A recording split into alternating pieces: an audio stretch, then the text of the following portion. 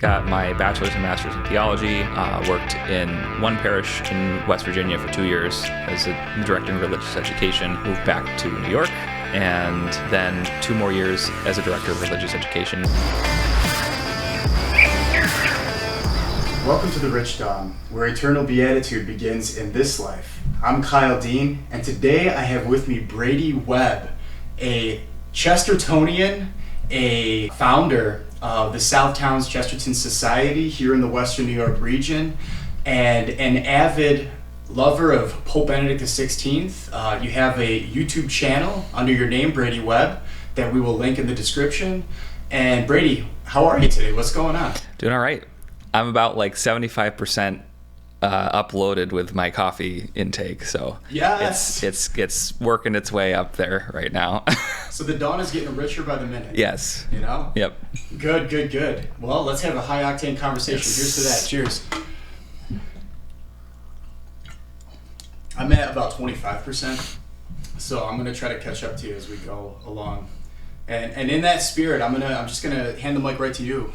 Let's open up. What do you want to let people know that you've got going on in your life? Yeah, so, man, where to start? You want me to start with like the Chesterton and the stuff you just mentioned? Or Sure. Okay, so, when I was a student at Franciscan University, a friend introduced me to Chesterton. I think I had been introduced before, but once I really started getting into him and I moved back, I decided Western New York needs more Chesterton because everywhere needs more Chesterton.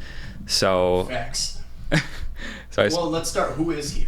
Right. So G.K. Chesterton, he died in 1936, and he was a British.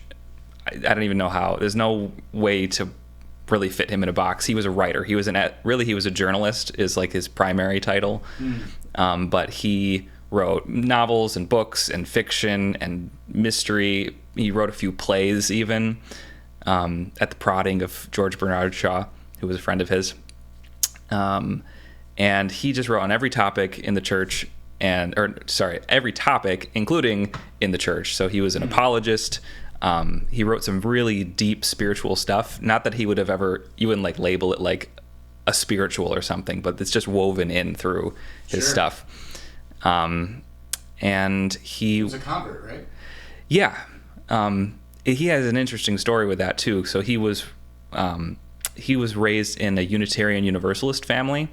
So he is a very like human values and, be a good person kind of upbringing.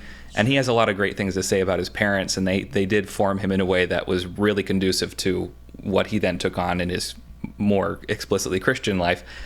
But he sort of, as a teenager, young adult, he started slipping into some more agnostic, atheist, and even a little bit of solipsism, which for those who might not know, solipsism is where you believe that you are the only thing in existence, or like your mind is the only thing that exists and everything else is a projection of your mind. So that's where the movie The Matrix actually came from. Right. The primary heresy behind The Matrix is solipsism. Mm-hmm. So he was slipping into that a little bit, and then he... at one point... Took the red pill. Right. Well, actually, in a way, I guess. So the one story in his autobiography that he says was one of the turning points for him was that he had a friend who was just full on going into sort of the demonic occult and just straight up worshiping evil for its own sake kind of a thing. And sometimes apathy can do that. Yeah, but he recounts a story where he's hanging out with this guy, and the guy's basically saying, well, what if I say what's evil is good? And like, who's to tell me I'm wrong? And that was just like a snapping point for him. He's like, no, this isn't right. And he remembers that as being, he could have gone down that road, and he chose, he said he held on to one thin thread of thanks that like to repay at first just, the fact that I exist is a great thing. I didn't give myself existence. And even before you get to the point where you're recognizing God as the source of that, just to be like thankful for the fact that I have existence, and like it is better to exist than to not exist. Right. So whatever else happens in between that, things are here, and that's a great thing. And so that was what began him down his road, which then around turn of the 20th century, he met Frances Blogg, who would become Mrs. Chesterton, and she is who he says brought him to Christianity. So is she the founders of blogging? No. Oh, okay. No, it's actually two G's, Blogg. So she's the original double G. All right. BLO double G. Anyways. I haven't had that much coffee yet to deal with. Keep going. Hear ye. All right, so I'll try to keep it short because I'll just bunny trail. Just like Chesterton. If anyone's ever read Chesterton, he's a really if it can be frustrating to read Chesterton because he'll be on a topic or it'll be the title of the chapter and then you'll be like, he didn't get to anything about what the title of this chapter was and it's brilliant whatever he talked about, but you're like, I came here for this, but I got something else. And he did that to his audiences too. We don't have any recordings that I know of his actual talks that were because he has speeches. Right. They're on the YouTube, and he's actually a very slow talker. Right. In the speech. I mean, very gripping. That surprised me. Mm-hmm. But yeah, that's the one. It's The Spice of Life, I think, is the one. It's about 15 minutes of a snippet of one of his BBC broadcasts. The one that I captured was him giving like a keynote talk at an event. Oh, he gave, there was some award given to, I think it was Rudyard Kipling. Okay. For a Canadian Literary Society, I think. Yes. Yeah, it was in Canada. And when he's talking, you're like, he's not saying anything about Rudyard Kipling. Nothing about this is about Rudyard. I just really thank you all so much for having me here. No, it's truly an honor. I think it was connected somehow. Like it was an idea that had something to do with Rudyard Kipling, but he went beyond. He was like not doing, and that's how he wrote tons of biographies too, and that's how the biographies were. It's just Chesterton's thoughts on the concepts that surround this person, but you get this much. For those just listening, my fingers are really close together. This much biographical information about the person, but right. I'll jump in here for a moment. So my connection with Chesterton is, I helped get our local Chesterton Academy off the ground in its first couple of years of existence, and it's pretty well known out there nowadays. But at the time, back in the mid-2010s when we got started, it was the second Chesterton Academy ever to the Mother House in I think Minnesota, right? Yep. And admittedly, I was just getting introduced to Chesterton myself. It was in the name. I decided it's probably a good idea for me to be up on this gentleman, and then I got hooked. I mean, I know a lot of people, and you probably don't recommend this. I think I heard you on our friend Jonathan Mollick's podcast, We Are the Easter People, saying, don't start with orthodoxy unless you have a philosophical background, at which point it's maybe okay. And so I started there, but I was really gripped when he did the biography on the life of St. Francis of Assisi and St. Thomas Aquinas. The book that I had was a combo of both of them in one publishing. And to your point, he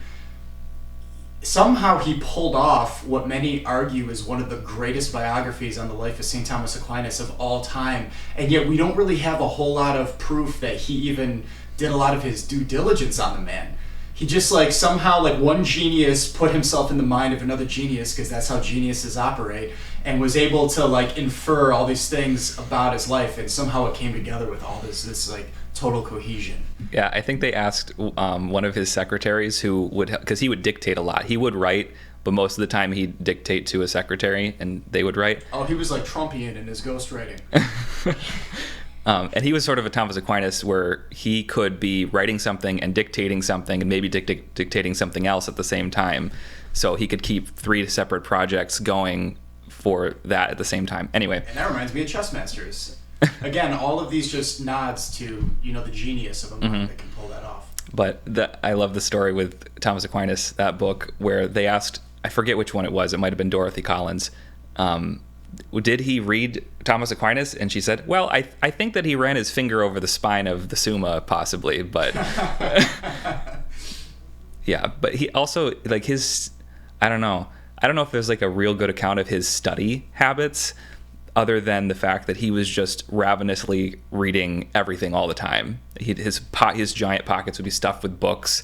He'd accidentally walk out of the bookstore reading a book before paying for it, and they like set up an account in the local bookstore so that Francis could go and pay the tab. He basically had like an open tab at the bookstore because he would forget. He'd get so engrossed in the book that he would just walk out with it without paying. What an addict. But he would just, everything, like popular stuff, older stuff. He never claimed to really read a lot of strict theology.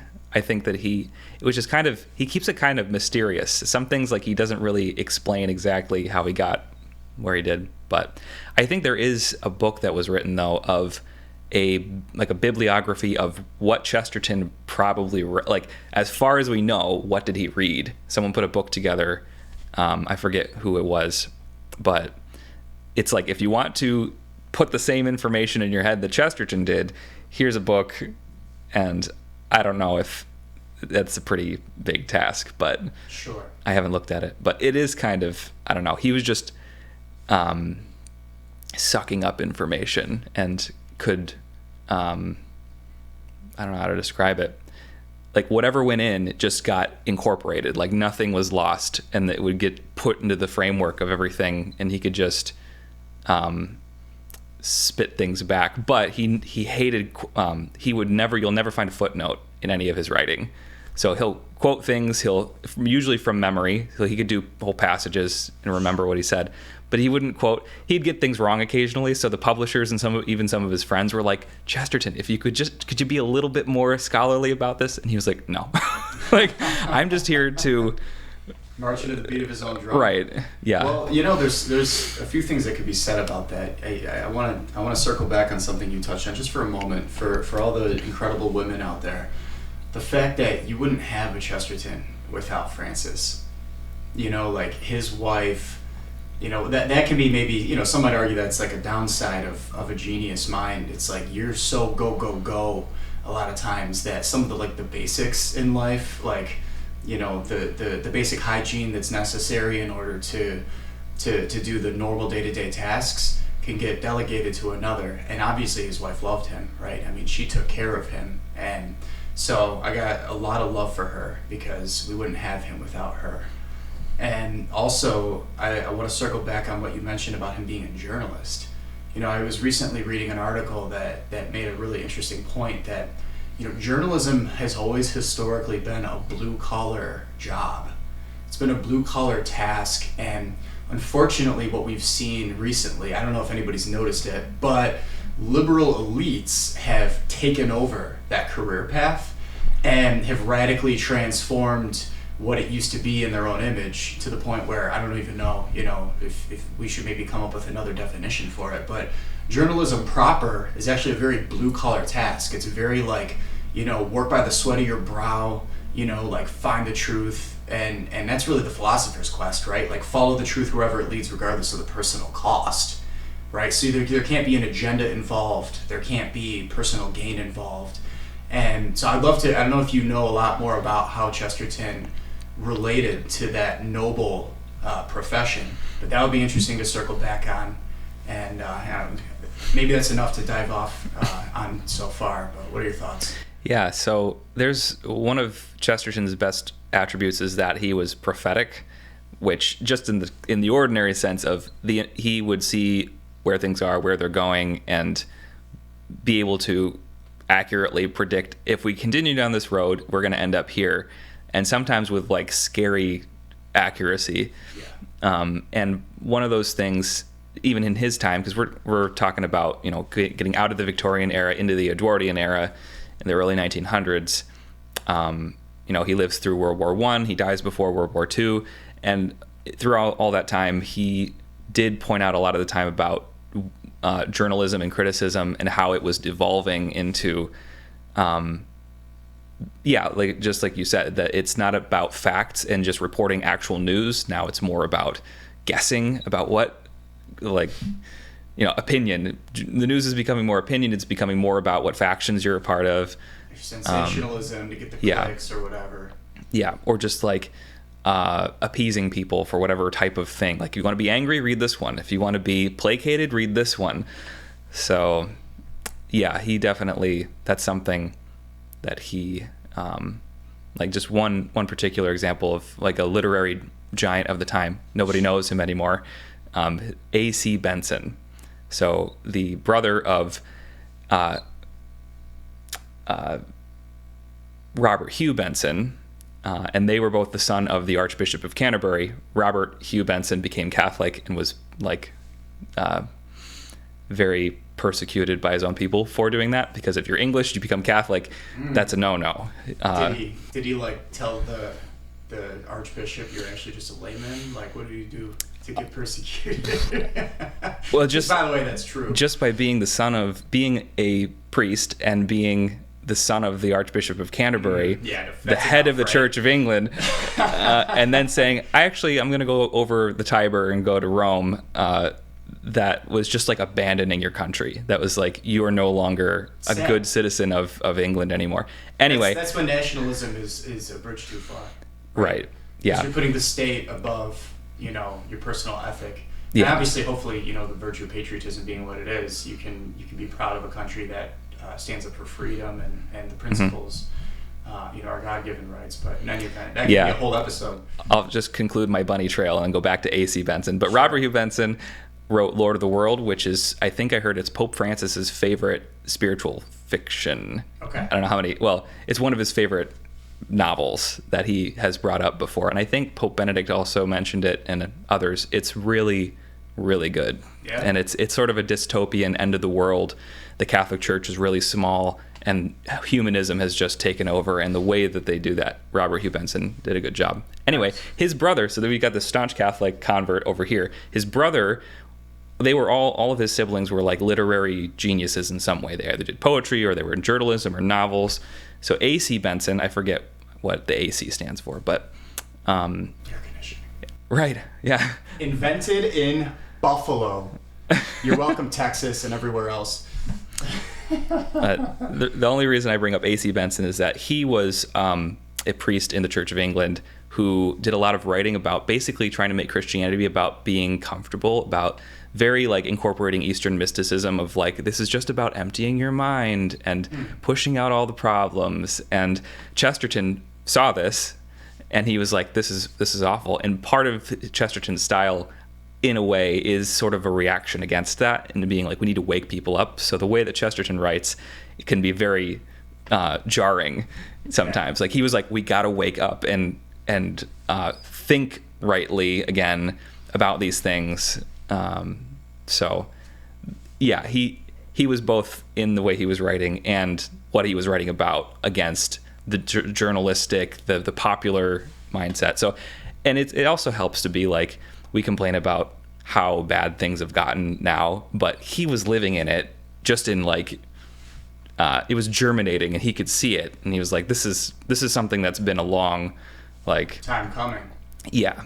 Well, sure. I mean, it goes back to the Garden of Eden, right? And of course, in 1517, you had a huge rift in the human condition and following. That was the century of Descartes, the father of modern philosophy, splitting the mind from the body. With the rise of Protestantism, you have the state being favored over the church, and then by the 1700s, you've got the Enlightenment era, right? So it wasn't enough to go after the Catholic Church. Now we have to go after reason itself. And then now here we are in the 20th and 21st centuries. And Chesterton was riding that wave, right? And it continues to go in an interesting direction. And that's one of the reasons I'm so thankful for my involvement with Chesterton Academy, too, because we focus on a classical education model. And I think, being able to get back to a holistic approach to education and to teach, young minds the arts and the sciences, including the ability to critically think, is what's going to help us to wade through, fake news or whatever the biggest issues of the day are, right? And that's really in the spirit of G.K. Chesterton, to focus on, having a well-rounded individual. And when you mentioned how he was able to take in so much information and even, spit it back at you, wrote, right, memorized, that was actually considered a common skill in the Middle Ages. That was almost, the norm above the exception. You didn't have all this electronics or whatever, like chipping away at your ability to not have ADD, but, people would memorize poems and they would recite them back, right, in live performances. And there are resources out there right now where people can look into, like, how do I memorize entire books? I think we should take advantage of the fact that we have so much information at our fingertips. You just have to make the conscious decision to will some of those skills, like our boy GK had, Mm-hmm. and to aim for that holistic approach instead of getting everything so piecemeal. Yep. You reminded me of a quote. I'm paraphrasing, but he said one of the dangers of not being properly educated is that we trust our teachers. What could go wrong? Yeah, the cult. Oh, that was a big one. The cult of experts, which I've even seen some good thinkers now even use that same kind of phrase. But Chesterton was like, we keep putting all of this responsibility and thought onto experts, someone who's got a PhD or someone who claims to be a subject matter expert on whatever, including public education. We're like, it's a teacher, I can trust them, whatever. And it's like, well, and I think there's a transcribed debate between him and I can't remember. The topic was whether or not parents should educate their children or if it should all be by the state. And it was like Russell Bertrand, I want to say. Oh. Someone can, if Dale Ahlquist, I know you're watching. No, I don't know. If you're watching, can you? Right. But anyway, but it was that hard. They were like, oh yeah, we should just make experts who can then teach the children, and we can't trust the parents to give all the right information, or that they're not smart enough, and just like totally missing the point. And it's good. It's actually very short too. I don't know if it's like a word for word or if someone listened to the whole thing and remembered what they said and wrote it down, but sure. Yeah. So where do we go from here? Well, tell me about your YouTube channel. Okay, so when Pope Benedict died, actually backing up before that, I remember in the last few years, or maybe like 5-6 years, I remember I would have moments where I was having a very like, I'm present, I'm here right now kind of a moment, where I'd realize Pope Benedict is alive on the earth right now, writing and praying. And I don't know if that's like me feeling his presence in some way or not, but I would just have like a moment of gratitude to be like, man, I'm so glad this guy's around, and he won't be around forever. And so when he finally died, I was like, I need to do something in gratitude for him. And I had read some of him in college and had some books on my shelf. And there were some that I wanted to go back to. Right. So I decided I'll just make a quick commentary YouTube series. Nobody's making like Bible studies with Cardinal Ratzinger or Pope Benedict. So the Spirit of the Liturgy was one that I had sort of started, hadn't really gotten very far in, but I read the first chapter and I was like, I'm going to do it. So I haven't actually read the whole book yet. I'm actually going chapter by chapter, reading it, making a little commentary video, try to keep it under 20 minutes long. Sure. Digestible. And that's about as long as it takes you to read the chapter too. So nice. They're very, very short chapters, and it starts with the background information of like, what is the point of liturgy, or like what is the aim, what is the essence of the liturgy. So even before we're getting into like what is the stuff we do and the space and everything, then it works its way into a little bit of sort of comparative religion. He sort of tries to look at what's at the heart of a lot of world religions, and he sort of brings that together to show how Christianity then, through the Jewish tradition, then finally we have this thing in Christianity which is at the heart of what it is in our humanity, reaching out to divinity, or divinity reaching back to us. Then into the particulars of like, what is the purpose of the church building? What is the way our posture, or all these different things that flow out of all those principles. So, which is really nice too, because if you just start saying, we need to go back to ad orientem, the priest needs to face east, but you don't have any of the background stuff, it just like sounds like an arbitrary choice. Like, who cares? Or like, I like that the priest faces me. Why is this a problem? But like, so that's why I'm really appreciating it's all charismatic. I like that too. It's charismatic in that he comes back to the same principles, the same spiritual principles that are like, the terms exitus and reditus keep happening. And I always use this hand symbol so that someone could probably just make like a track of me doing this, because it's going out, like everything's created, we go out, and then we're made to... Get our memologists on that. Yes. But we're made to come back to God. All of creation finds its completion in God. So, and that was the case before the fall happened, but then the fall introduces this element of redemption in that arc. Right. So, and Jesus heals it. And with the encouragement, right, the outpouring of Christ, and then man's return to God. The Summa Theologiae is structured that way, this idea of man's creation and then his return. It's really woven into the fabric of the human condition and the meaning of our existence. In fact, that's one of the reasons that the Rich Dawn is named as it is, because when I say where eternal beatitude begins in this life, the goal of the Christian life is to achieve the 9th level of prayer in this life, not as its own end, but because it's a indication that you have fulfilled the precept meaning command, meaning do this, it's not a suggestion, of Matthew 5:48, which says, be ye perfect even as my Father in heaven is perfect, right? And God's referring to moral perfection there. He doesn't mean like you get 100 out of 100 rim shots if you're playing basketball, right? Like, it means that, there's an integrally goodness to everything that you do. And that's the whole point of mankind's journey, right? Back to that rich dawn of eternal life where there is no darkness anymore. So I can really relate to that, and I appreciate that you're providing that opportunity for the community to grow deeper with Pope Benedict XVI.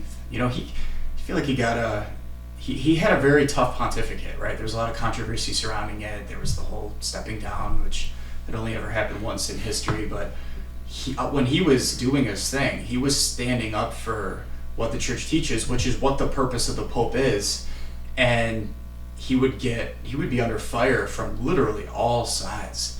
I don't know if you think that may have something to do with why you said there's not more people out there doing this right now. Like, I think we need to have, we need to bring his popularity out there, God rest his soul.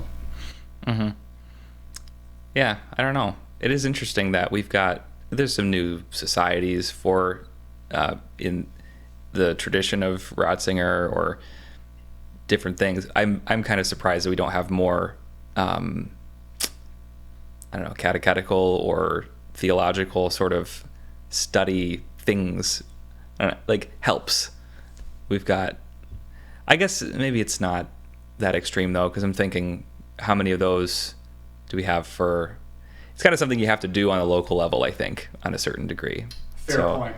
Like when I was at Franciscan, one of my catechetical projects I had to do was make a program to go through a church document of some kind. I think it was a specific one. I think it was John Paul II's Christi Fidelis Laici, which is about the laity. God bless you. Thank you. So I had to and that's something I don't know if that exists, if there's a published study about that document or not, but I had to make it. So, which is also, meeting the particular needs of subsidiarity and what the local area needs too, because there are sort of the canned options, but the canned options don't always have the right approach, or it's too much. Oh, just like the big publishers, like video resources or Bible studies and things like that. And a lot of them are really great too. But sure. And there are so many church documents and things we could look at, or just all the books Pope Benedict wrote. It would be a lot of studies. but Right. it would be nice to have some like liturgy, like a study on Pope Benedict's view of the liturgy or something like that. But And just to be clear, your YouTube channel is under your name, Brady Webb. For those who might be listening and not viewing, that's BRADY space WEBB.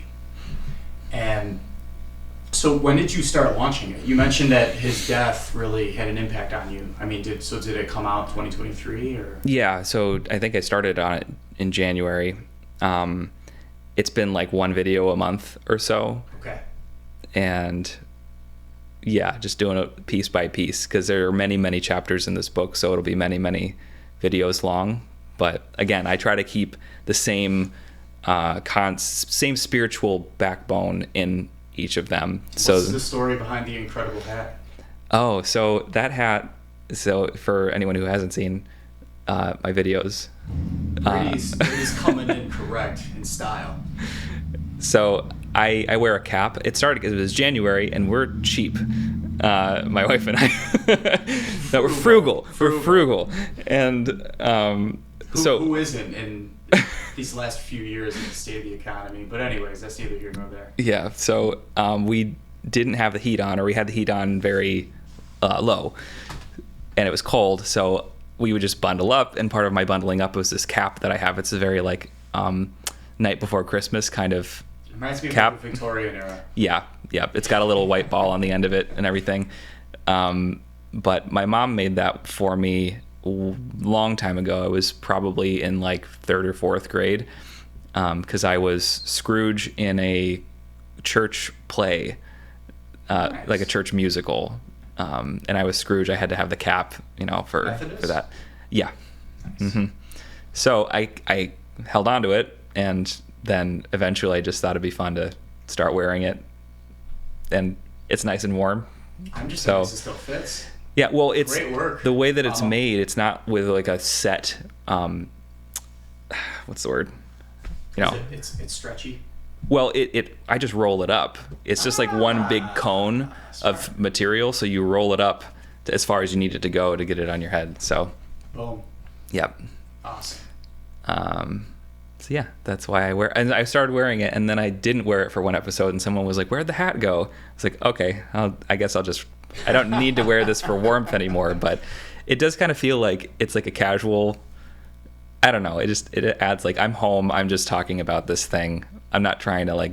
I'm not trying to, nor am I making any money off it. So, right. It's just, I read this chapter. Here are the points that I thought were relevant, and sort of strip away.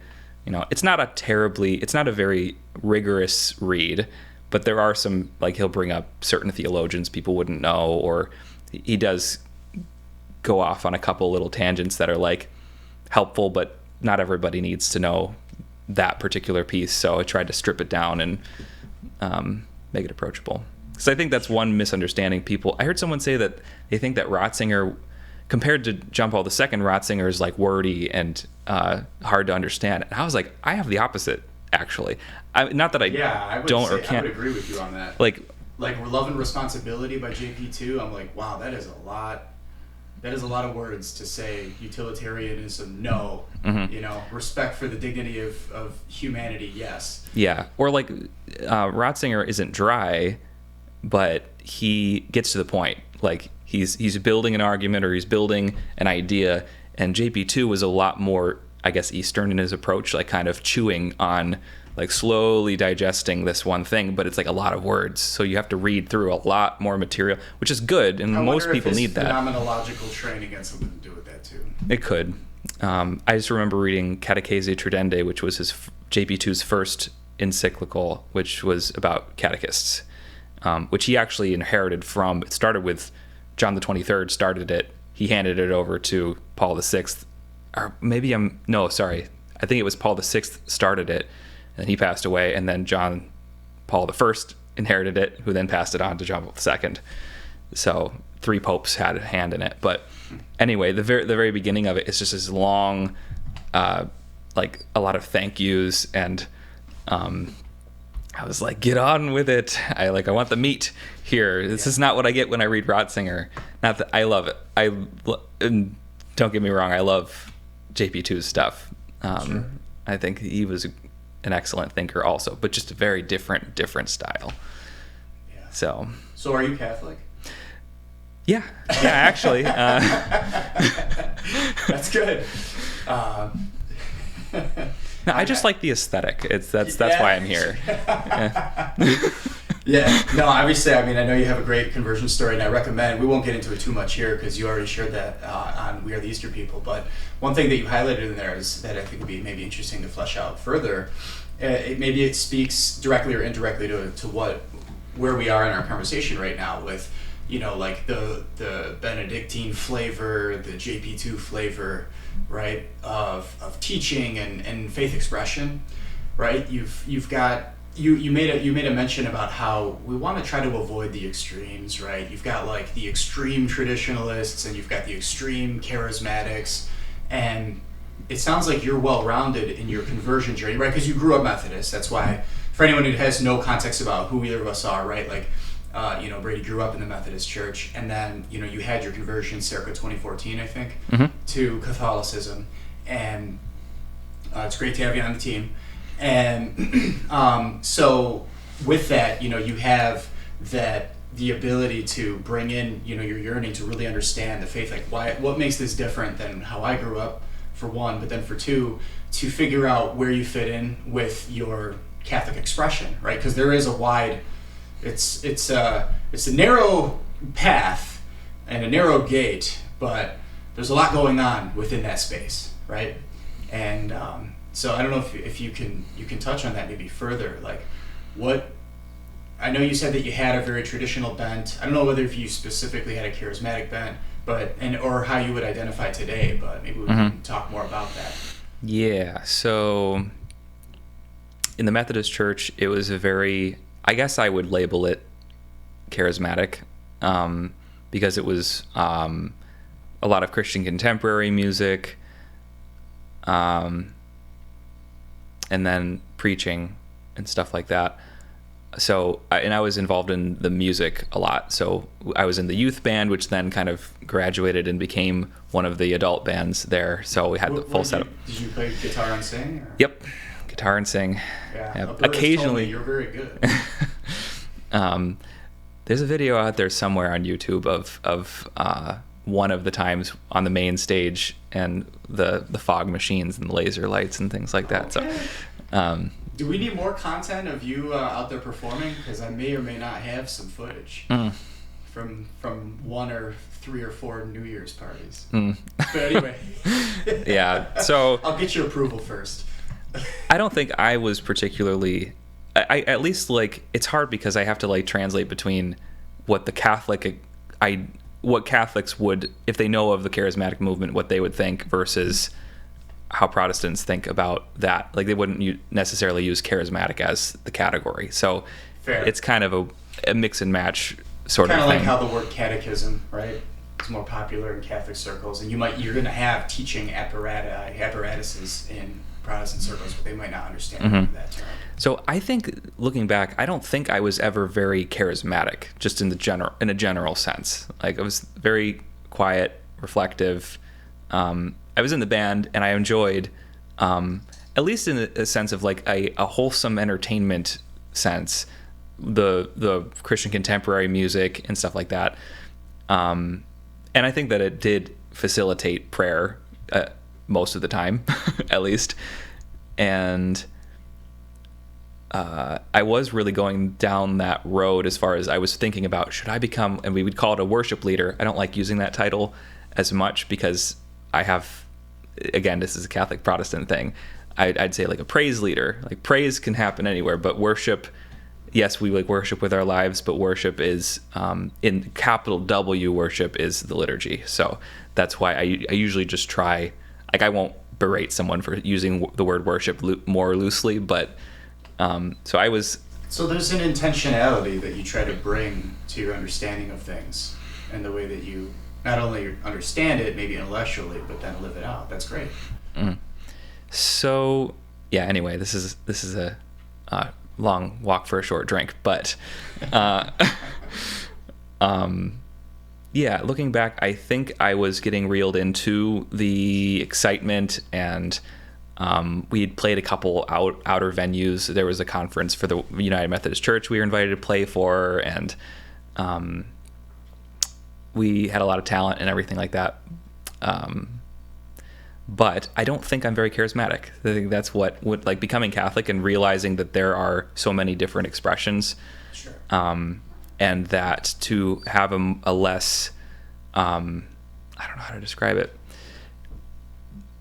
Like, okay, here's an example. Some people, when you walk into Mass, you've got greeters, and people really like to have that very like warm, hey, how's it going, and stuff. And that's good.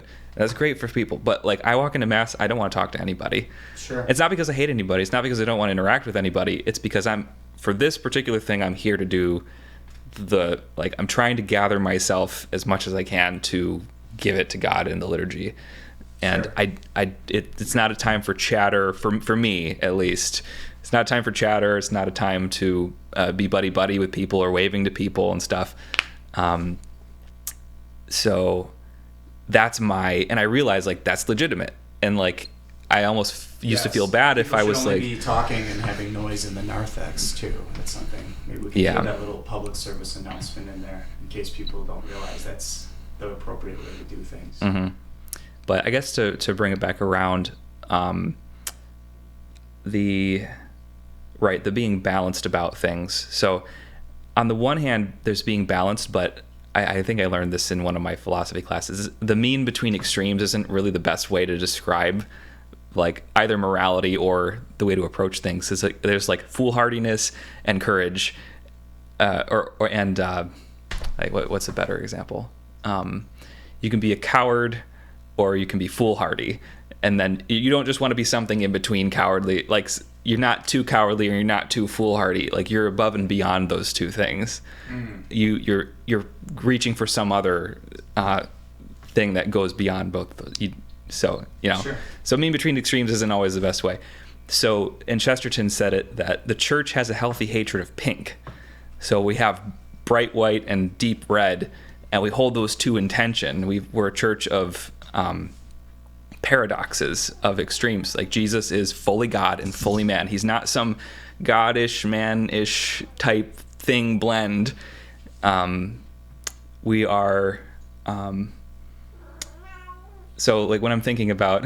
We have our resident Rich Don cat here. Pardon the interruption.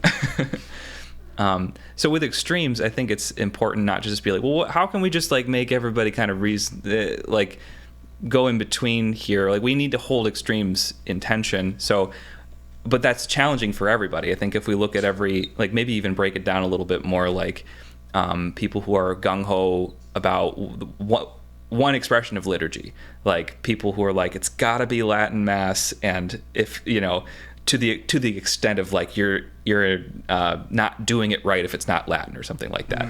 And on the other hand, people being like, Latin's gone, it's dead, we did away with that, and you're being overbearing and whatever if you're trying to impose that stuff. We gotta do what's new.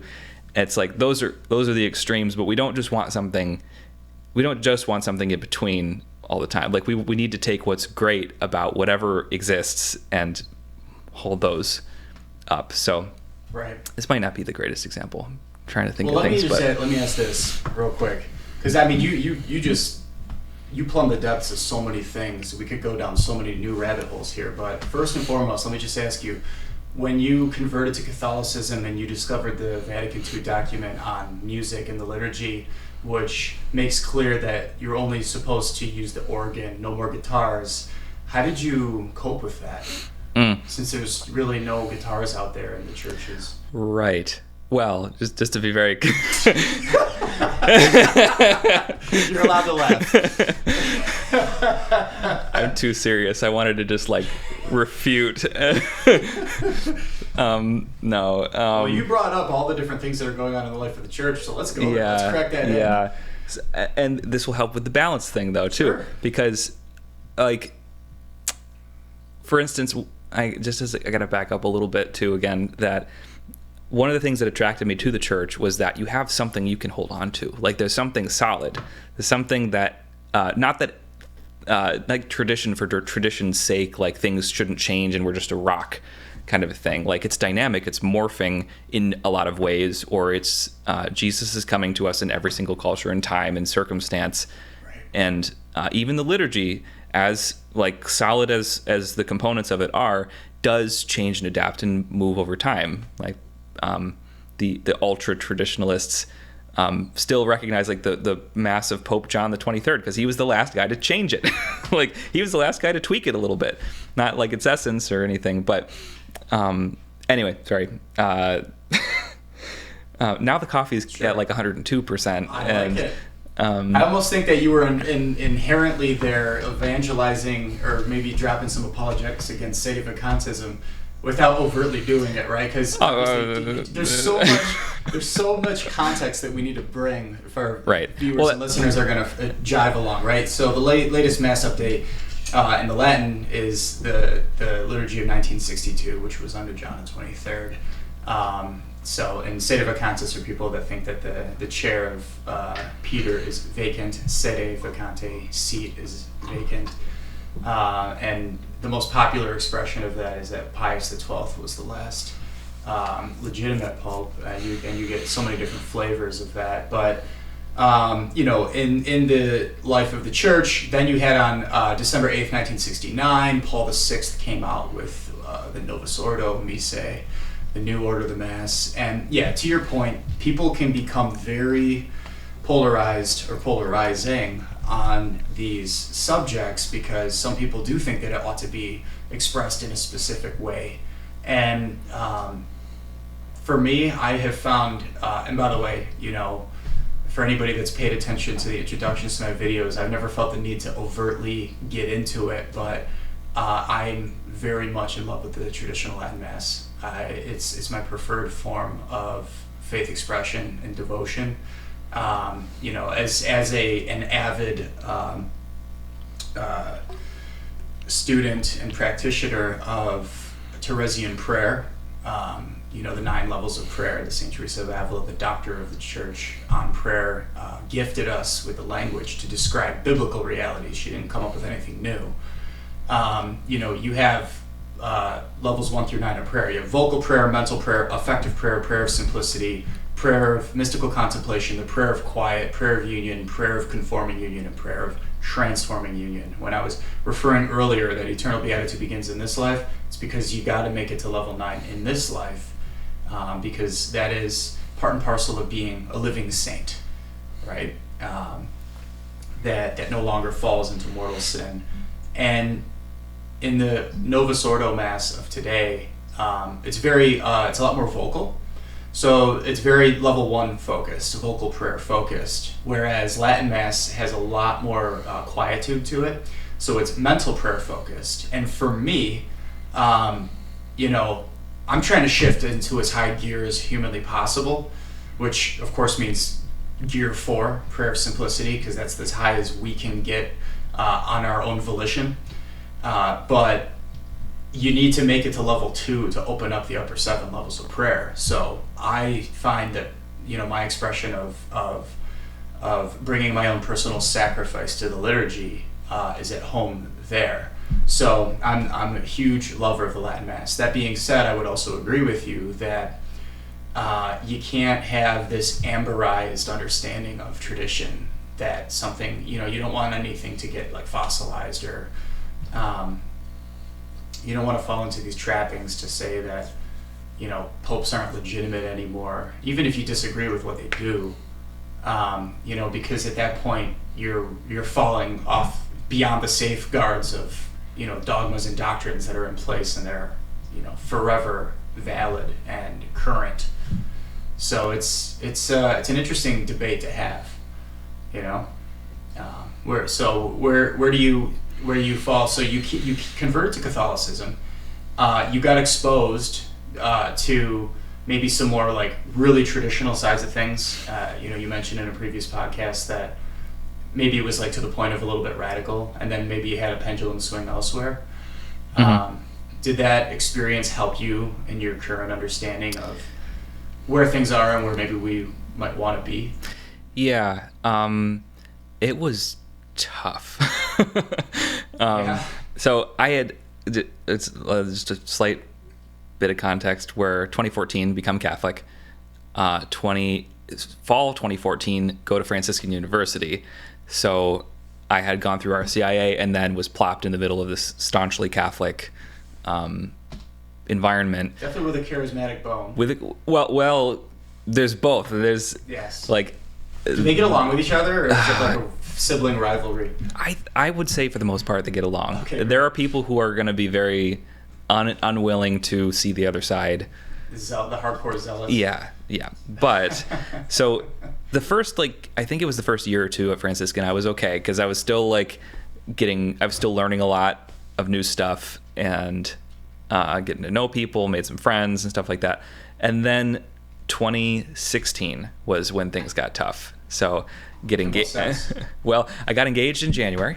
Oh, I'm sorry to hear that. And then I went. What was hard about that? Don't vent what frustrations with your wife here. No, I'm just kidding. I got engaged in January, and then I went to Austria for a semester. Okay. So I leave. Oh wow, distance. Yeah, and we were already kind of distance because we lived an hour apart. Sure. For our whole since 2010, was when we started dating. But Sure. So yeah, 2016. Got engaged in January. In the spring, go to Austria. That wasn't my initial plan. It was more of God was gotta do it. Anyway, that's another story. Why? That was how to be most well-rounded. Why in the your academic track or whatever. Yeah. Well, no, about when I chose to propose. That was not. I didn't plan to propose and then go to Austria initially, but Sure. Anyway.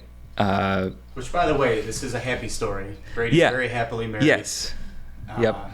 To the same woman that you proposed to, right? Yes.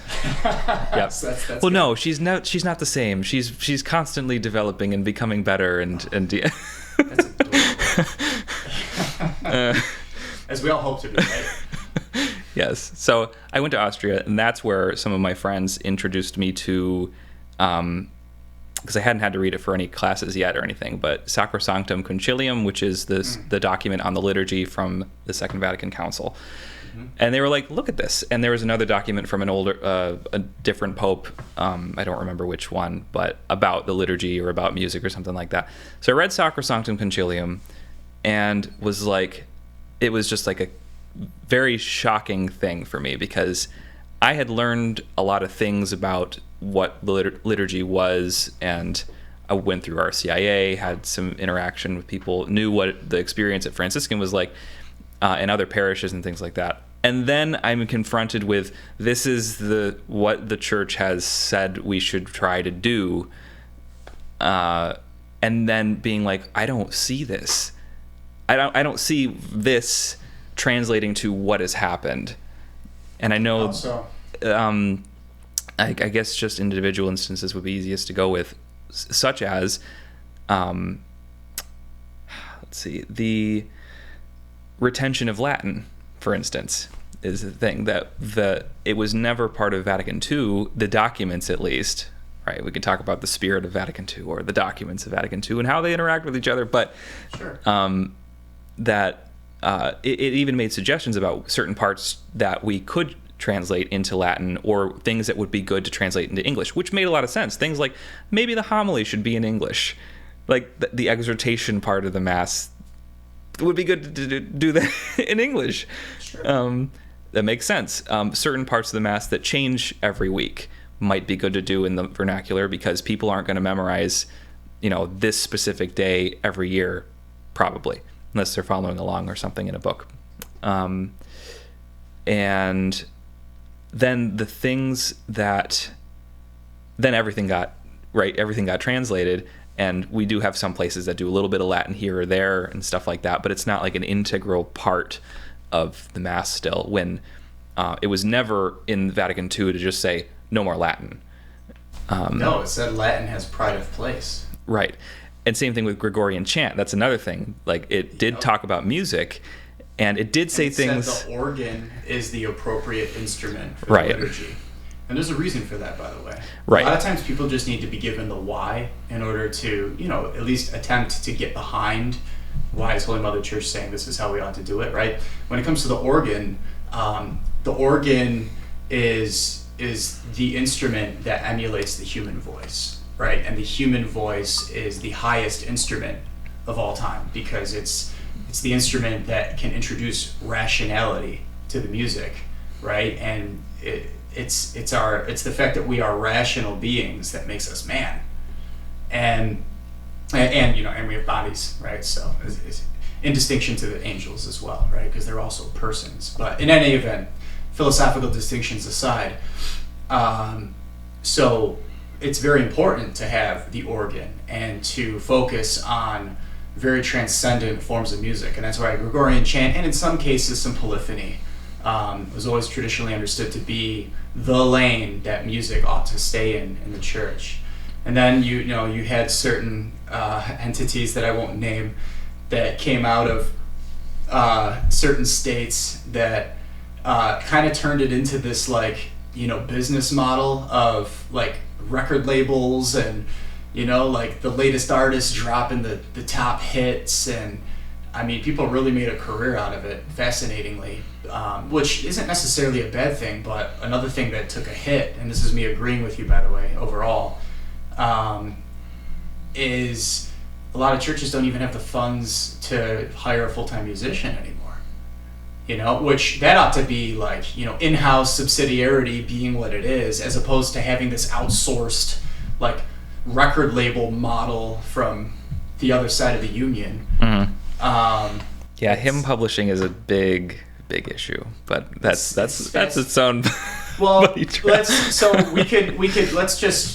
contextualize it in probably one of the biggest basics here that any people can agree or disagree with where either of us might stand on any of these subjects, but you cannot be a practicing Catholic in good standing and disagree with the fact that the rubrics are to be followed at all times when liturgy is performed, right? You didn't bring that up, but I would think that stands, that maybe that's one of the roots, if not the root of, this concern where you have these, codified church documents that are legally enforceable, and then you see people deviate. Yeah, and it even goes a little bit beyond any particular document with a specific mandate to do this thing, but just having an awareness of, if it's, let's say it's just an exhortation from a pope saying we should think about that, and then you see all these things popping up maybe we don't have. I think that people give much more wiggle room than is, or they don't know, they don't know, but you see a trend. The thing I'm thinking of specifically is in Sacrosanctum Concilium. It talks about how we can use other instruments in the liturgy, organs voice is kind of implied, sure, but organ is number one, which never used to be the case. It was never put at that status in a document like that before, for a council and stuff until then. And then it said other instruments can be if they are made suitable to the liturgy. Doesn't explain how that works. So then you go into the realm of, anybody can say what makes it suitable. Well, okay, so I can play. Does that make it suitable? I'm talented. Does that make it suitable? We want to just include anybody who wants to be there, and that makes it suitable. So, but that's why you have to look back at other things, other documents that might say, I think there was, I forget the name of it. I think it was Pius XII wrote a document on music in the church, and he basically said things like, we need to make sure we have excellence with this. So, okay. And he said it shouldn't be the case where we think anybody who presents himself to do this should do it. We need to have sort of a vetting process, a training, so that we have, this is the liturgy, so we gotta. Well, and in this era of moral relativism, you get, objectively speaking, extremely dangerous and irresponsible one-liners out there like "live and let live" or "beauty is in the eye of the beholder." These are heresies. These are false teachings, and they cause things like Hitler to, So people might be like, "Okay, you're sounding a little extreme." It's no, it's not. The opposite is what's extreme. And so, for example, with beauty being in the eye of the beholder, sure, we can certainly argue, and I would agree that there's a subjective element to what people, tend to prefer when it comes to music, but there is absolutely an objective hierarchy in the excellence of music, right? So when you get a Pius XII saying we need excellence, there's actually a philosophical framework that can be referenced there, and that's why you need experts in the field, if I may, whether or not they got the PhD. Right. Like experts as such aren't a bad thing. Right. It's just that you want the real truth and the real goodness to come forward from our teachers. And it needs to be rounded. Like, you can't just be like, I've got my little corner, I'm a liturgy guy, and that's all that I know, and I'm not going to think about pastoral things, I'm not going to think about, like, yes. You have to know the whole picture. It has to be cohesive. Yeah. Right? But anyways, without getting too deep into that, this is where Thomism helps a lot, right? Because St. Thomas Aquinas teaches, about the anthropology of man. We're a soul-body composite. In our soul, we've got our intellects and our wills, and many also say memory. St. Bonaventure says that that's an allusion to the reality of the Trinity, even though most agree that that can't be proven philosophically. But then in our bodies, we have, our irascible appetite and our concupiscible appetite. There's a hierarchy there from top to bottom. And with our concupiscible appetites, there's certain forms of music, and this has been studied, right? When you hit the certain beat on a specific measure, you're making concupiscible music, right? A lot of drumming, stuff that gets people want to dance in a certain way. And then with the irascible music, you're going to get a lot of that like fiery, like ire, right? Like you're getting worked up, a different kind of a passion there, right? That's where, concupiscence, we reference the virtue of temperance, and then with the irascible appetite, we reference the importance of fortitude, right? To fortify that passion and steer it in the right direction, to be a leader. And those forms of music don't necessarily have a place in the liturgy if they're not also grounded in the most important essentials that do need to be there, right? Which are, you've got your will that in your soul that is supposed to will the good, right? So the goodness, of course, is the message that's being shared, the hymns that are being sung. And then ultimately you've got that rationality to it, right? What we're saying is true, right? And not only true, but we're talking about the most exalted realities in the context of the liturgy. That's where it's proper, right? That's where it's going to have its proper place. So when people start to subjectivize those conversations, I think that's one of the areas where we've been having a modern breakdown. You also mentioned about, for some people, they like having greeters. For you, it was never really your thing. You just want to focus on the sacrifice that's taking place. I've heard a priest preach about how the idea of even having greeters at the door is an entirely modern notion. That's not actually how, that wasn't a thing in the past in our church. And again, could sound extreme, gotta give me the why. At least give the why and let people come up with their own, take on it. But the why is because, historically speaking, people weren't like church shopping. People weren't trying to go find where they felt best suited and most comfortable. There was a time when you were supposed to go where, was closest. And before the era of cars, by necessity, you can only get where you could get, right, on a Sunday.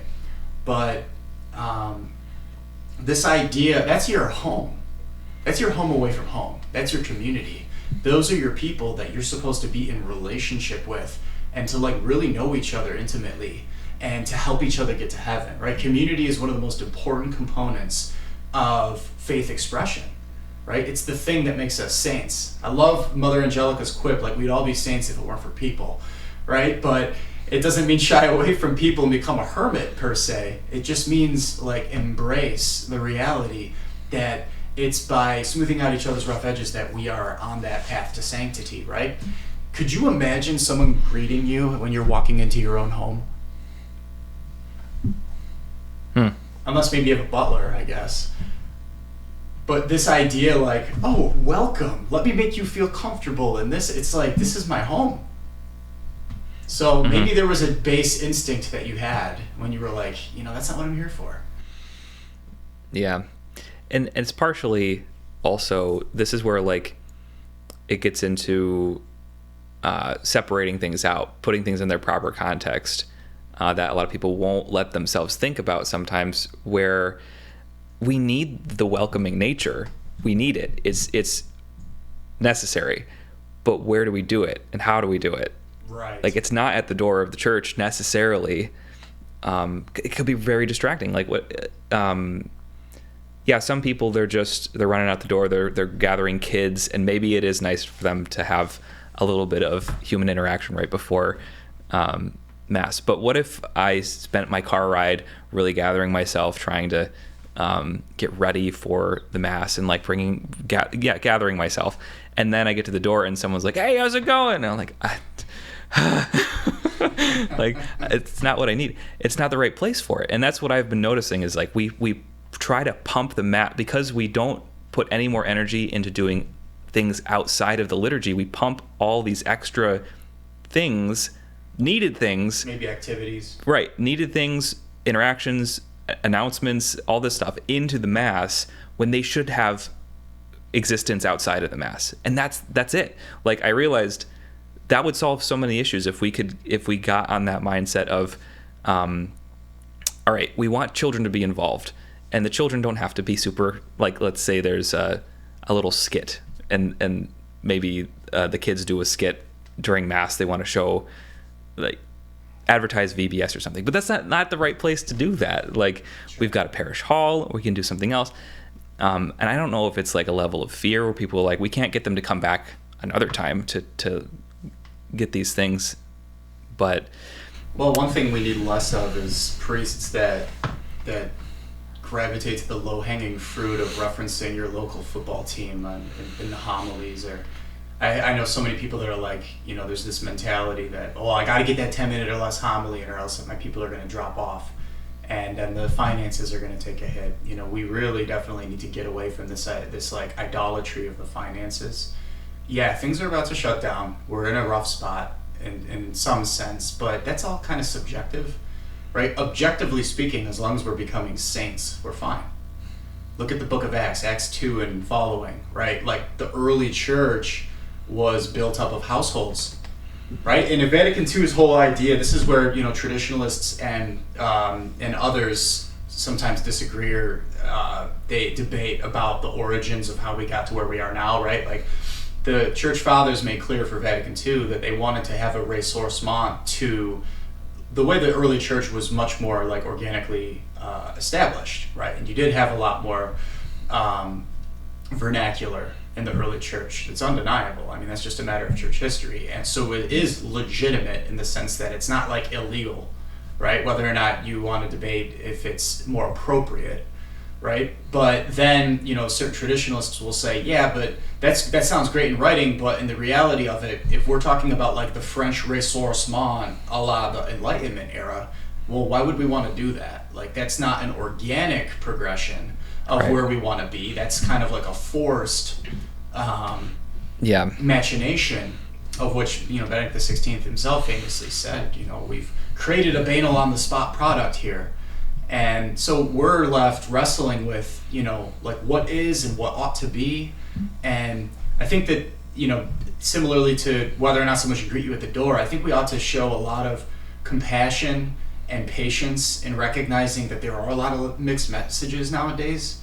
And that's just where it's at right now. But it doesn't change the fact, like you said, that we ought to, you know, attempt to understand these things. And by the way, for anybody that might be like, why do these two guys feel qualified to talk about this? I mean, you and I both have held leadership positions in the church. Maybe we can qualify that a little bit so people have a recognition of our background, right? We've gotten as far as the fact that you had this conversion journey and you made it 2014, 2016, but you've also, in recent years, I mean, you've put your money where your mouth is in the sense of, like, you've put skin in the game, like, serving your local church and trying to make a difference from the ground up, right? Mm-hmm. Yep. So got my bachelor's and master's in theology, and then worked in one parish in West Virginia for 2 years as a director in religious education, moved back to New York, and then 2 more years as a director of religious education until about a month ago. So, and now that I'm not working in a church position, we're putting more energy into our church, our parish. So my wife and I are both on road to renewal teams for our parish. And for anyone who might be tuning in from outside the Western New York Buffalo Diocese region, Yeah, so the combining of parishes with one pastor, parochial vicars, deacons spread out, and then we have these 6 pillar groups within each family of parishes that are just indispensable facets of the church life. And then there are these leadership teams that are consulting the pastor in how to move forward in those. So that's what we're trying to be involved with. And so, yeah. So in your time as a director of religious education, or a DRE for short, like what's the good, what's the bad, what's the ugly? Like, what did you notice, boots on the ground, in terms of the life of working for a parish? You already kind of alluded that now that you don't do that, you're actually able to give more. That's an interesting insight. But what did you learn? And before I start, keep me on track. So if I go into particulars but I don't talk about the spiritual side, I need to make it. I need to make sure that I'm recognizing both ends of things. I'm glad you said that, and I will help you with that to the degree that I'm able. Right, because at the end of the day, we're just looking to add value into people's lives. Because I don't, like we talked about this before, we don't want this to be a complain fest about how bad things are. Well, I guess you put the cat out of the bag. That there is some bad, maybe even some ugly. Right. You could have said, "Oh, it's all good, man." It's right. like incredible. No, we got to be part realists. of this is being honest. Yes.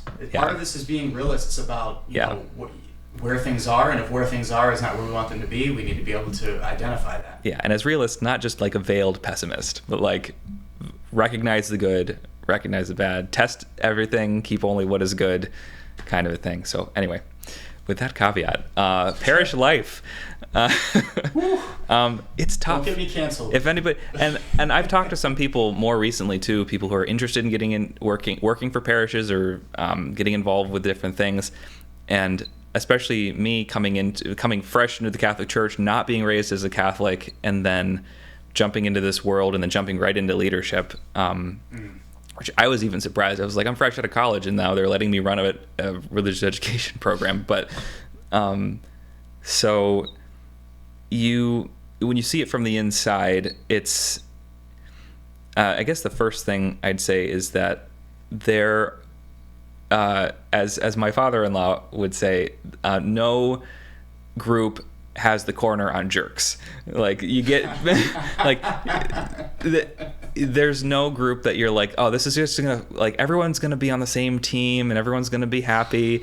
And I think especially with spiritual things, we start to think, oh, it's a parish, it's a church, we're all Catholic, like this is good, we're all on the same page because we're all Catholic. And it's just not. Like that's one of the first things that we have to. It doesn't necessarily make it not hurt when things happen, but it helps to have the perspective so that we don't have this like this break in our mind of like, wait, I thought this was this way, but it's not. It's this way. Well said. Yeah, I think cognitive dissonance, which is a psychological term, that what you thought was real and what's in front of you is so wide of a rift that sometimes you're incapable of making that jump to reality, which is simultaneously a personal defense mechanism in the brain, but it also doesn't help in the sense of you do need to have a thick skin, it sounds like, is what you're saying. Yeah. Right? So that's adding the value. Right. And you need to prepare yourself. I think about how like exorcists will talk about how they take time they have to be in a prayerful attitude and a state of grace and everything to do exorcism. No question. This is parallel to parish life. If you're not in a good place, you're going to get crushed. Mm-hmm. So, and we are under attack, right? It's a spiritual war. Yeah. So, to build up God's kingdom. Thing number 2, so now with that part, thing number 2 is that there are people, like you said, there are people in the church. So, and every person in the church is a people. So, like from the little old lady who sits in the front row every Sunday to the priest and everybody in between, they're all people. And that we also know we are people too. So, and the broken element and the paradox of we are the spotless bride of Christ simultaneously at the same time as we are being purified in the church militant, the church on earth. So we have to, I mean, and that just helps because we have to like be remembering to pray for the mission, pray for the people that are there in the parish, like pray for your area, pray for your priests because they're under attack. There's a lot of ulterior motives going on all over the place, whether it's groups in the parish, the priest, the different leaders in the church. So, and I don't know. I don't want to be way too generalizing about it, but like just that there are some groups are going to be spot on, some priests are going to be spot on, and some parishes there's going to be groups that are kind of power hungry about things, or they want things to stay the way they know it to be.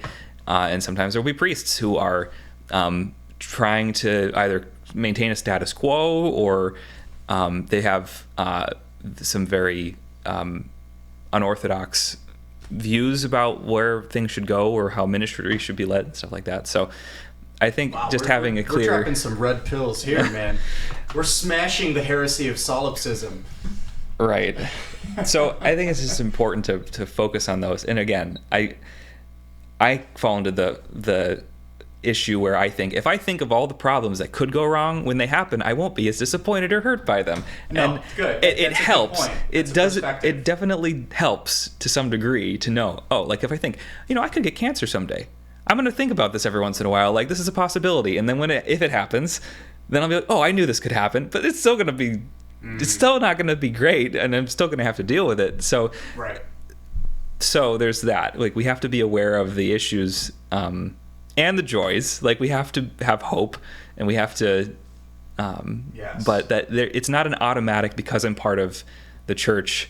Like we're still, like, it's only going to work to the degree that we're allowing God to let it work. So, like He respects our free will in that respect. So, like a priest can drag a whole parish down with him, right? It's the old saying that the road to hell is paved with the skulls of bishops. Right. Yeah. But priests are extension of the bishops. So, I think some quote St. John Chrysostom, but I'm pretty sure it's Athanasius. So, and I'm trying to keep it equal. It's never just one thing here too. So anyway, and that we know that's true, right? We do need to pray for our priests. They are under attack nowadays. It's very challenging in this era of interconnectedness, or everything's connected all the time. I'll qualify for a moment, right? Like, so I'm the leader, the minister general of a young adult ministry. We've collaborated over the years with that, right? Like, I remember the first time you came to me and you were like, listen, man, I've got a brand new movement that I'm going to start, the Southtowns Chesterton Society. Can I pitch it to the group? And we did, right? So we've been working together to add value to our communities for years. And, I've learned a lot in my time, leading ministry and the good, the bad, and the ugly, I suppose, right?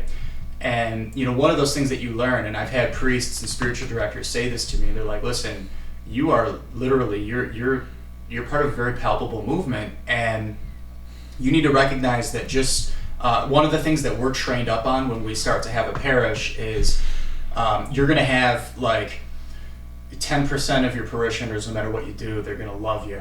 They're going to have your back. You're going to have 10% that no matter what you do, they're going to hate you.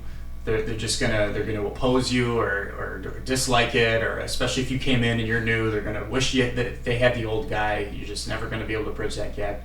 And then the other 80% in the middle just kind of don't really care. They either don't care or they're just content with status quo, just maintaining their faith life. It's not necessarily a bad thing, right? But they're probably not going to be like super involved above and beyond just coming, receiving the sacraments, and making their personal sacrifices in their lives, and then continuing to develop their families, right? And I've heard others say it's like 25%, 50%, 25%. I mean, either way, you get the idea. And so too when you're running a ministry, right? You're going to get that, like it's if you try to appease everybody, you're going to appease nobody. You know what I mean? So and that's where you do kind of need to have that thick skin, like you're saying, right? So that's one thing to consider. And then when I'm hearing you say that there's different people that have ulterior motives or are trying to make power plays, it's unfortunate, right? Like everybody ought to be on the same page. Obviously, a remedy to that, a simple remedy, just in terms of like objective, like, I don't know if you want to appeal to philosophy or whatever, but like it's not a theological reality, is just like order, right? You need to have some sense of order. That's why God, they created hierarchy. There's hierarchy everywhere, right? It's the angels in heaven, even with the demons in hell, in businesses that function well, in military, it's everywhere. And so I would imagine that a healthy parish community has a healthy hierarchy, right? To where, you have a strong leader and they're virtuous, and everything kind of goes from there. So, but what you're saying is, in reality, there might be some more moving targets there, huh? Yeah, and so part of the puzzle is understanding, like, you might be totally alone in something. It might be that the parish is actively against what you want to do, or it might just be that they don't see the vision the same way as you do. So Sure. for one thing that I noticed was that I had a focus on, we need to get the adults engaged, like, not just like throw a pittance at them and be like, hey, here's a Bible study you could maybe do possibly over there or whatever, but to really build it into the program. Like, if we're going to take children religious education seriously, we need to take adult religious education seriously. So it's not just confirmation. You get you check confirmation, you're done, and then It's not graduation. right. And but It's cringeworthy to think of it like that. I think so many parishes just hope that people will come back and, like, maybe they'll be, but it's like nobody's doing anything in the life of the parish to make sure that happens, either on like a mentorship basis or having groups. This is something that I have to give credit to the Methodist Church I came from. There are groups all over the place that are gathering people in on with different temperaments and all that, different focuses, and they're small little groups all over the place. We don't do that. And either that, or when we're teaching children, we need to teach the parents, or re-enliven their Catholic faith in some way, in a non-threatening, non-judgmental kind of framework. So when I was pushing for this, when I was like, this is how, and a lot of DREs, and if anyone is a DRE or is thinking that this might be good, it's often a very isolated position. So sometimes pastors will want to be more or less involved, but they're usually like, well, at least what I've encountered is like, if they've done this more than once, right? If two different parishes, two different dioceses, that they're like, all right, you're the expert, you got it, which isn't necessarily the greatest, and it's not the greatest way to go about it, because again, I don't want to be just the subject expert that's got my own little corner and I just like do my thing. You want the pastor involved. You want his blessing, you want his support. Right. Yeah, you want him to know what's going on so that he can draw people into that too, and then connect them to the parish. From the pulpit. So, like, I've expressed this before, and either it's met with sort of like, well, we're just like strapped for resources, or we're strapped for people, so like all we can do is to like They spent their whole budget on the music. Yeah. So it was, I guess it was just a level of disappointment when I was at some points trying to push for a more robust adult faith formation, and our diocese, Buffalo, is moving toward a family faith formation model where parents must be involved in the process in some way, shape, or form. We got multiple ways of doing that. It's not a cut and dried method for it, but Sure. that they, as we're going forward, needs to be part of it. Like, it won't work. I've heard from other DREs some of it's kind of scary to hear challenges that they might run into on a day-to-day is, the controversy of just acknowledging basic truths, like the fact that there's a hell and people do go there, right? Like taking seriously that we need to, it's not, like you said, it's not about judging people or scaring people per se, but it's about, staying true to our Catholic identity, because otherwise we're not Catholic anymore. And then another thing that I've heard is that, and it kind of goes back to that whole finance business model idea, and you can't lead with that when running a parish, right? Like I said, yes, businesses, you see hierarchy there and whatever, but, the mission, the Great Commission of Jesus Christ is not a business. You know what I mean? Like in the corporate secular sense whatsoever. And unfortunately, according to some DREs, people don't collaborate with each other, right? There's subsidiarity that you hope to have there, but you also need to have solidarity. And the reason for that is because as long as they're collecting their paycheck and doing enough not to have the pastor fire them, that's enough for them. Like, they're making they're putting bread on the table, and they're not making any waves, and so there can be a complacency that comes in, or a status quo where you have people that stay in these positions for decades, and the personal fire inside that maybe they ought to have had for whatever their station was in the life of the parish may have since become lukewarm or whatever, and there isn't necessarily like a checks and balance in place to make sure that it doesn't, stay like that. Mm-hmm. Right? There needs to be some collaboration. There needs to be a shake-up. There needs to be, you need to allow for the movement of the Holy Spirit, which is all of those things, right? It's not status quo. Yeah, we haven't been building a relational church very well. Okay. And not just Buffalo, but everywhere. And this is something... like in America, would you say? I don't know if I could really speak to the rest of the world very well, but sure. Okay. For instance, I'm thinking of how we structure our catechesis or our like religious education or anything like that off of a very American academic model, which is not really conducive to all the elements that go into Christianity. So we think that if we just learn a bunch of stuff, like, all right, let me stick you in a classroom, learn these doctrines, this is what we do, this is what we are, done, slap you with some water, and then we're good. And like we think that that's a catechized person. That's fascinating. I had a licensed counselor on recently on the show, and he was really making a strong case that what society is doing right now is trying to make the perfect consumer, like make people so that they just buy stuff, and you can't have that to make a whole person. And I'm getting that sensibility when I'm hearing what you're describing, right? Like if we're just basing catechesis off of an academic framework that is inherently designed to be competitive and to get people to clamor for the best position that they can get in a business role. Mm-hmm. Yeah, that's not sustainable. Right. It's the business model. It's the weird education model. Like catechesis has just been very, like across the board, and this is worldwide, mediocre. I was just talking to someone the other day. If anyone's familiar with St. John Bosco, from mid 1800s in Italy, in a very rough part of Italy, he created this whole school based off of the needs that were there, and he would there were lots of homeless kids, and he would like attract them to the school and then create this very family, still a school, but like he would play with them. He would, he was part of their lives, and it was he created this whole I don't know if he coined it or if someone after him did, but the preventive method of education, preventive model of.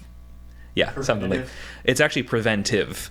Okay. I don't really remember why it's specifically that, but it's about like putting things in place so that you don't have to have issues. Instead of just like damage control, you put things in place so that you are gathering people's attention. You're being proactive, minimizing. Yeah, it's basically proactive, but not just education, not just in a mental way, not just like how can we get them to focus on the content, but like how do I account for the rest of this person also. Like daily mass was a part of that and things like that. But I think about that because, and like there was no like, they're not smacking your hand if you do something wrong, or you're not getting yelled at. Like part of his philosophy was like never ever like try to deal with a student when you're angry. Like never react out of anger in any situation when you're teaching. Which even now, like you can think of teachers who just blow up because they're having a bad day or the kids are being bad. But like he in the mid 1800s was like, we should not do that. And then we forgot all of that. And then you get these horror stories from the mid last century of people who were burned because there was just this American education model of like, you need to, if you don't pay attention, I'm going to hit you or I'm going to yell at you or we're going to embarrass you, even worse. Don't skip in the corner. Right. Yeah. And it's like we forgot, and I think it's good to remember that the church and the world is not a straight line of like progress. And we like to think of it. I'm in the modern day. It must be the best. But like the church, especially, I've heard that like every 200 years or so, we go through like we've got a high point and then it goes down. We forget the treasure that we made in the last age. What is that one like cycle, right? Like, I'm poor, I'm struggling, I have to work really, really hard so that I can have a better life. Now I've got a better life. Things are very comfortable. Now I get complacent. Things go horribly wrong. Now we're poor and struggling again, right? Yeah. The cycle. So now we're kind of complacent because we're running off of a business model of a broken educational system that we've incorporated into our catechesis, which doesn't account for really anything apart from keeping an institution going.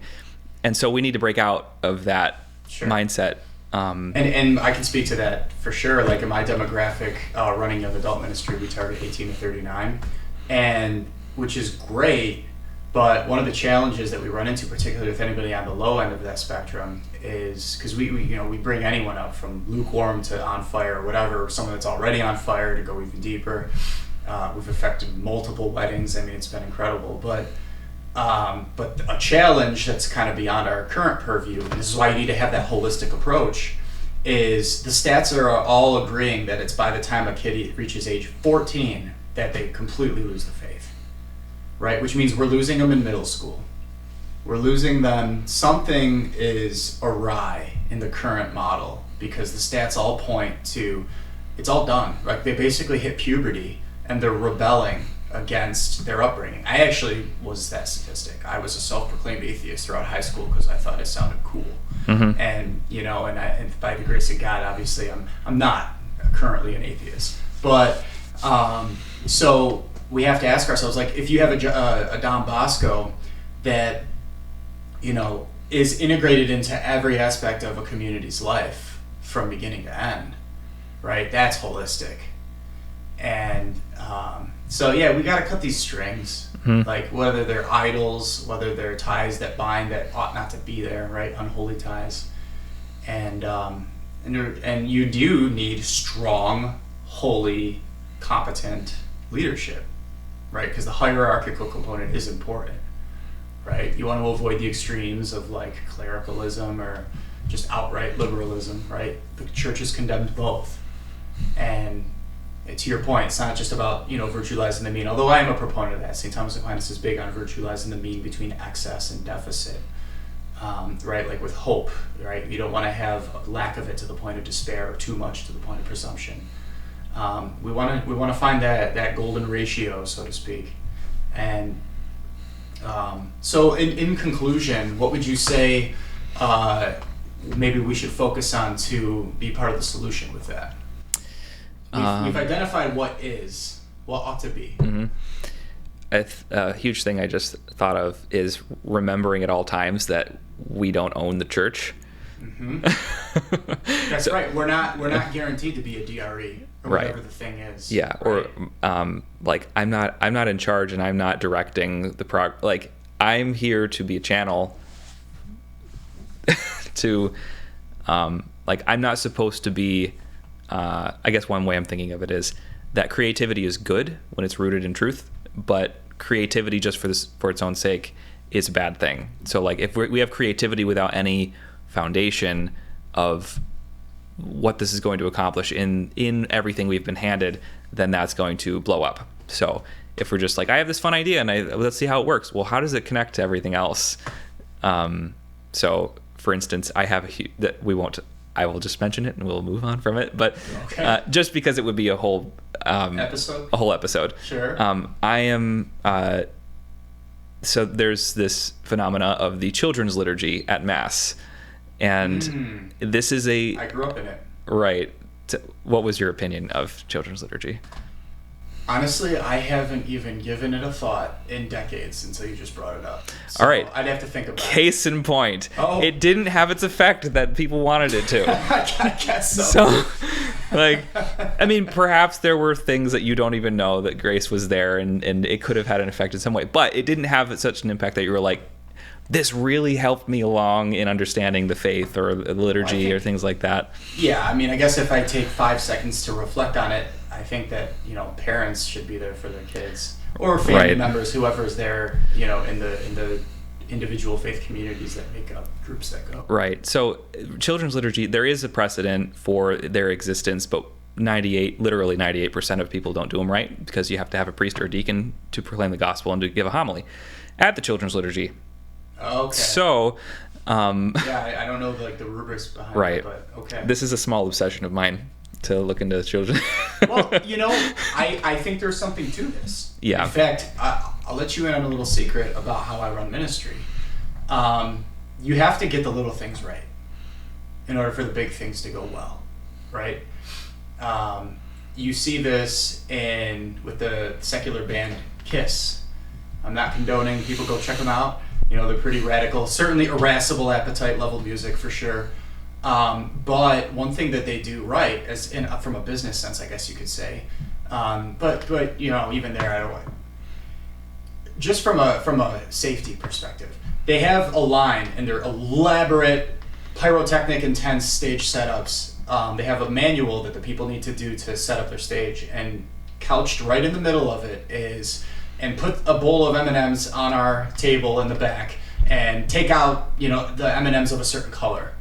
And if they sit down that day and they look at the bowl and that's not there, they cancel the show for the night. Because the idea is someone could die if this thing is not set up properly. And so too here in the faith, right? Like, imperfections lead to venial sins, lead to mortal sins. That's just the nature of the beast, right? And so I won't give away all of the methodologies of what we do, because that's not the point of this episode, but we have certain measures in place to make sure that the model of Jesus meeting with the Samaritan woman at the well is being lived out, right? We meet people where they're at. We'll be super accommodating, engaging, welcoming, but we don't leave them where they're at, right? And there are these objective metrics about progression in the life of a Christian. So I think you're onto something there. You're calling it like a little obsession of yours, and I get it. If it's just for the sake of intellectualism, then it's going to be so niche that most people aren't going to vibe with it. But I wouldn't shortchange what you just said, right? Because following the rubrics, we could talk about extraordinary ministers of communion as well. Like there's a specific name and a way and a function that it's supposed to be done that I don't have the statistic. I'm not going to assert 98%, but where anecdotally I've seen it done not according to the rubrics more than according to the rubrics. And all these little things do add up. Yeah. So children's liturgy was my example of, it was something that was promulgated from the Vatican as like an option, and it was an experimental thing that hasn't really been overturned by any subsequent document, or nobody's really talked about it. It's just gone on. But it's that it gave a little precedent, and nobody really put it in perspective of what are we trying to accomplish with this thing. So it just became whatever we wanted it to become, and it's become in some places a place where you have little skits and you have coloring time, and it's just like, one, nobody even knows the document exists. I had to find it's the Directory for Masses with Children. I think it was in the late 70s when they wrote it, and it gives you specific circumstances. It's usually about masses with lots of children at them, so like things you could do, things that would be appropriate for the priest, or the way, like having a children's lectionary that sort of takes out really difficult things for occasional use, like not that you would do this all the time. So there are official things in there that, again, it's still experimental, could be overturned at any time, but people just ran with the creativity was like, what if we did this? And then it's both the inaccuracy of it and the people assume because you have a children's program that it's going to fix it, or it's going to keep them in the faith, or it's going to help them, when maybe it would, even if we followed the directives of how that would work. Because it's like children's liturgy itself is supposed to be during the Mass, they leave, they go have the liturgy of the word, a priest or a deacon proclaiming the gospel and a homily, and maybe having someone who's more attuned to children to give them a little bit more explanation. Maybe the readings are different with a children's lectionary or something like that, or focus. So it's not supposed to be something categorically different from what's happening with the congregation. And then they return for the liturgy of the Eucharist. Sure. So it's still experimental. It's still like, well, it's not necessary. You don't have to do this. And then we still don't do it right. Well, like you said, that'll be another conversation to flesh out for another time, because we could probably wrap that in with, innovations that have taken place, and some, like you referenced the spirit of Vatican II, as you had brought up. So I'm happy to get into that, but isn't it ironic how, a lot of those proposed changes and new ideas came up at a time when the church was booming with all of our stats, and maybe having a ton of different parishes that do have a large child population were more common back then, but now we're at a point where something has gone awry, and Sister Lucia of Fatima era says that we're in an era of diabolic disorientation. So there's certainly a spiritual warfare component to it, and if we don't have a whole ton of churches that have a lot of children, a new experiment like this, like, where does it even have a place? So we really need to get back to the basics. Yeah, and looking at the treasures that we have in the church and seeing what's worked, because Chesterton said that the church is a treasure chest, and what might have saved the 5th century might save the 21st century. Like, there might be something there, and Ratzinger said it too. If something was holy in the past, just because we don't currently do it or use it doesn't mean it's not holy anymore.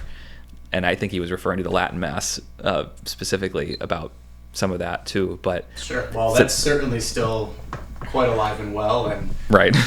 You'll see a lot of children typically at them. Yeah. Well, Brady, thank you so much for coming on. It's been a joy to talk to you, and thank you for sharing of your expertise and your advice and perspective on the status of the church and the world, and especially all of your wisdom with G.K. Chesterton. It's very exciting. And with that, for anybody that would like to plug in here in the local Western New York community, and you're in the South Towns region, check out the South Towns Chesterton Society that Brady has established. And by the way, how can people plug in? Is there like a website or somewhere they can go to? I need to make a new website, but there's an email.